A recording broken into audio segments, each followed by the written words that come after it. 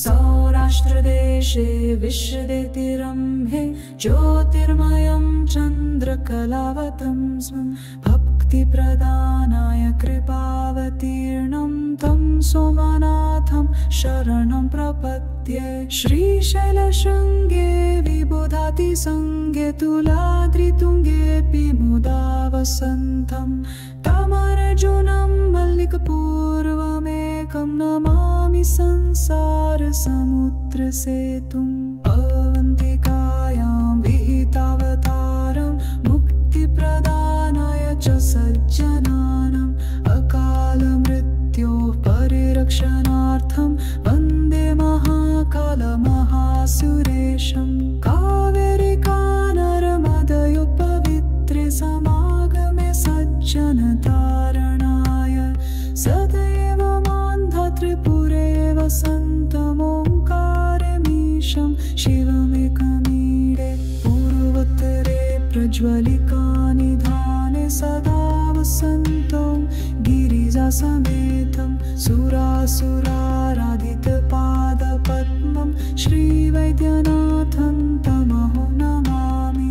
याम्य सदङ्गे नगरतिरम्ये विभूषिताङ्गं विविधैश्च भोगैः सद्भक्तिमुक्तिप्रदमिषमेकं श्रीनागनाथं शरणं प्रपद्ये। महाद्रिपार्श्वे च तटे रमन्तं सम्पूज्यमानं सततं मुनीन्द्रैः सुरासुरैर्यक्षमहोरगाढ्यैः केदारमीशं शिवमेकमीडे।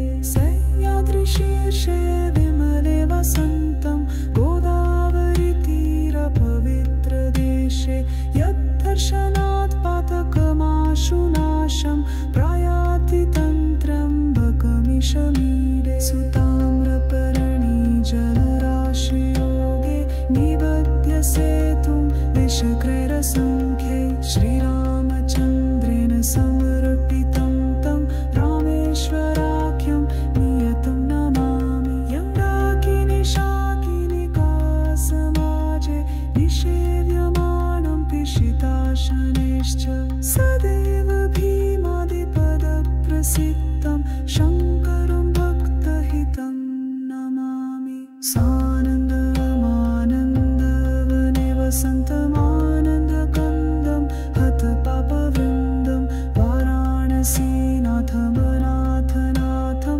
श्रीविश्वनाथं शरणं प्रपद्ये। इलापुरे रम्यविशालके अस्मिन् समुल्लसन्तं च जगद्वरेण्यं वन्दे महोदारतरस्वभावं कृष्णेश्वराख्यं शरणं प्रपद्ये।